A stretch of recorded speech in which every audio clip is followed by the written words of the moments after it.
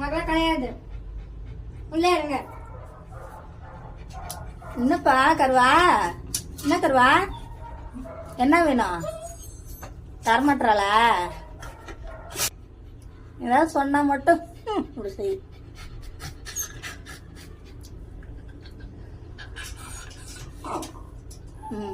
பார்த்துக்கங்க. என்ன